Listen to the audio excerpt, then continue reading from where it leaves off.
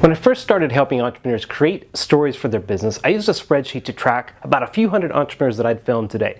That way I could have some go-to references to study and learn from, as well as have examples to share with my clients. Now, as this list and the learnings grew, it eventually helped me come up with a storytelling framework that I called Sophie. Now, with that framework developed, I decided I wanted to find other models and reference formats that would aid in the process of helping founders create a story from scratch. Hence, I did what any engineer turned MBA turned entrepreneur turned video producer would do. I took that spreadsheet, added an attribute-driven column, and made entries about their stories in each one of those columns. That way, I could analyze the data to see if there were any helpful patterns that might appear. And it was in this kind of analysis that helped me come up with one of the most beneficial reference tools I've discovered to date to help founders with the story creation process, and that's called story types. Hi, I'm Lynn Graft, founder of Storytelling for Entrepreneurs, where we help founders leverage the power of story to launch and grow their business. What I noticed as I analyzed the data is that in this one column, I classified as story type. Certain types started to appear over and over as I looked at all the information. For instance, I used the label origin story when entrepreneurs would talk about how they began their company. Or I'd use the term aha moment if they found to reference a specific moment where they had an epiphany and it gave them an idea for their business.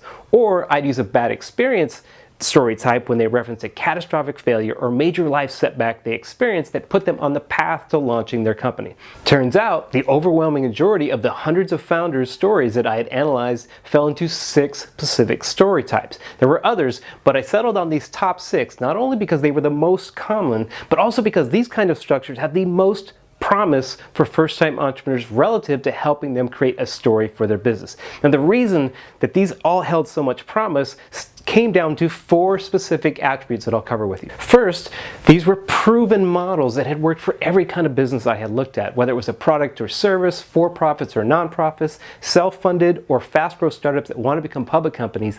These 6 story types had successfully been used by founders to launch and grow their companies. Second, the story types were also universal, meaning they could be used for any industry that the founders pursued, from healthy snacks to shoes to technology to software as a service to eyeglasses. You could apply any one or more of these 6 story types to whatever offering an entrepreneur could conceive. Third, these story types are all familiar to audiences, and familiarity enables faster and better understanding by the person you are sharing your story with. And audiences prefer and gravitate towards frameworks and models they are familiar with. So you are better served by playing to this familiarity, so that way they can easily digest it quickly.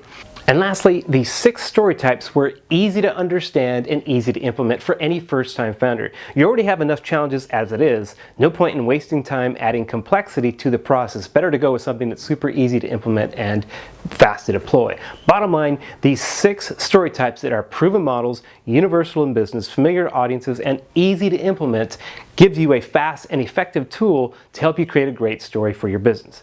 And so you know, these 6 founding story types, as referenced by these kitschy acronyms down here, are the aforementioned origin story, the aha moment, and the bad experience story, as well as the problem solution result story, the finding why story, and the big idea story type.